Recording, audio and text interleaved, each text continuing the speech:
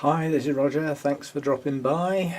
I thought before I progress into dealing with dendrobiums, I need to set some ground rules, some sort of general terms that I will use. While I'm filming this video going over those bits, I'll wander around aimlessly looking at some of the dendrobiums I've got.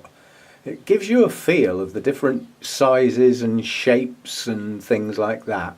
But the main reason for the video is I've got three main categories of dendrobiums. The first type of dendrobium, and don't get me wrong, I'm not necessarily pointing at a dendrobium that I'm talking about. I'm just pointing randomly at them, the ones I can see. So the first category of dendrobium is those that don't need any form of winter rest. I'll qualify that. All of my orchids get a form of winter rest because of where I live and my grow room. South coast of the UK, my winter will be subject to very short day lengths and lower temperatures. Under those conditions, my orchids, not just my dendrobiums, will slow down. They will not be growing fast, if at all. So they will not be using as much water and won't need much feed. So that's sort of classification one, the dendrobiums that are getting a sort of winter rest purely because of where they're living in my UK winter. And then there are other types of dendrobiums that do need some form of special care for the winter. The reason being to trigger blooms. Yeah? Now, some dendrobiums do not need that trigger. And the easy way to find out which sort is to have a look at to see when the blooms are predominantly produced.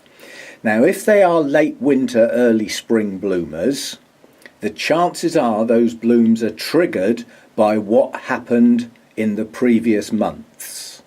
And it's up to you to give them the appropriate treatment during those previous months.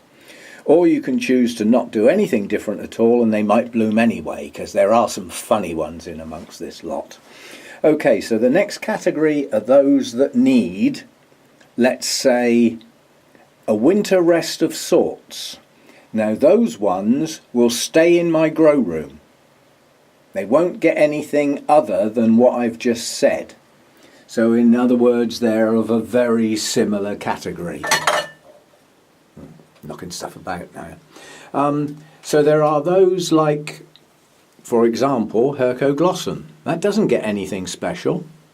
That just stays where it is.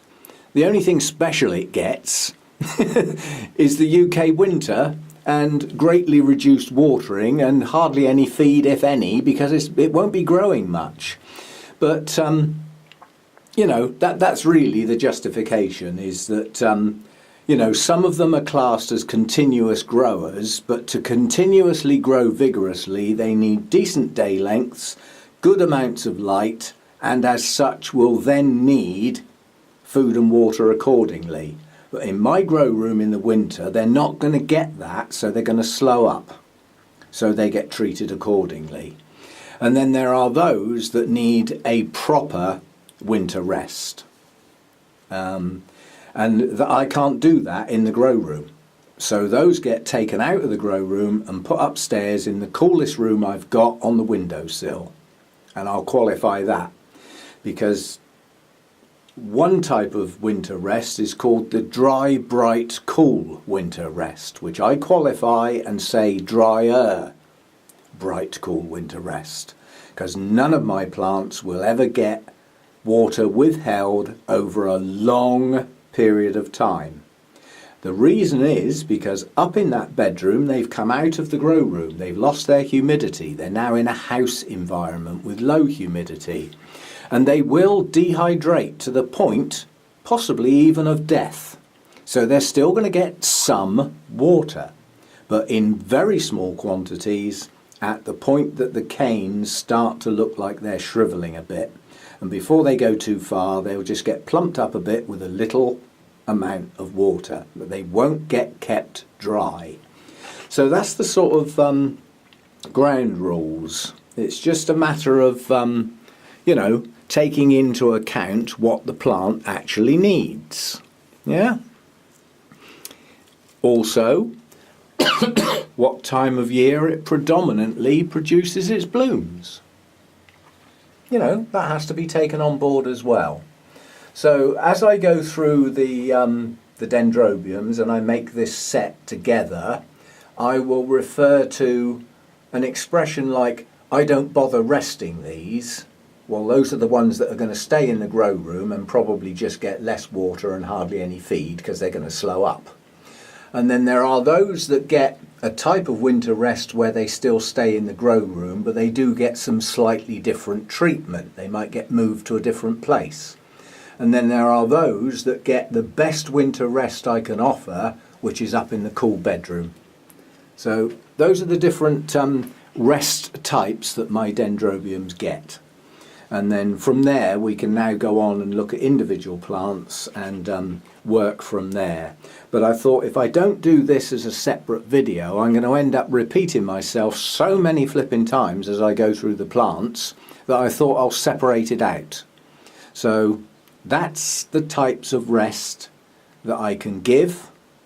They are the best I can do given the environments that I grow in, and most of them do okay as a consequence, and I will highlight those that so far either haven't and what I plan to change because they haven't, if you see what I mean. So that's how we're going to go from here. So thanks for dropping by, and the first part one of the set will be coming shortly. See you next time.